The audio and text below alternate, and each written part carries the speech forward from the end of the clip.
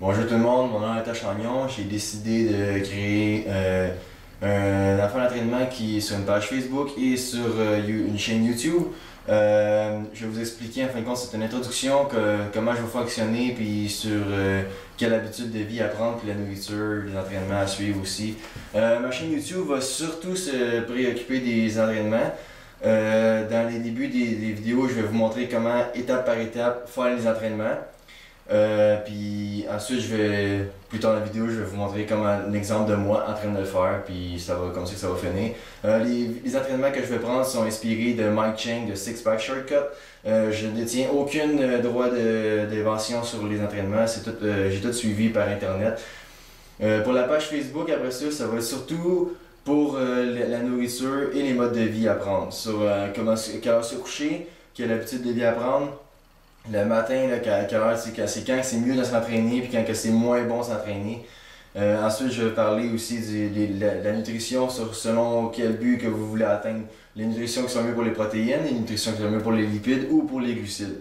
Tout va être expliqué sur la page aussi. Il va y avoir mon lien pour de ma chaîne YouTube. Puis sur la chaîne YouTube, il va y avoir le lien aussi pour la page Facebook. C'est tout relié. Vous allez pouvoir retrouver les deux sur le nom de sport et santé.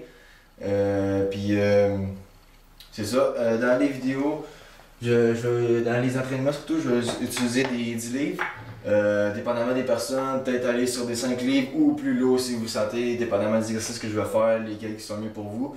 Les poids, ça s'agit dans les magasins grand marché, là, comme le Walmart pour le Canada ou n'importe quel centre d'achat.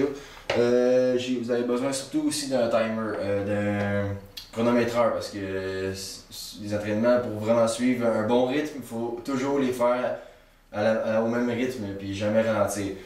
Pour moi, j'utilise un interval timer sur iPod.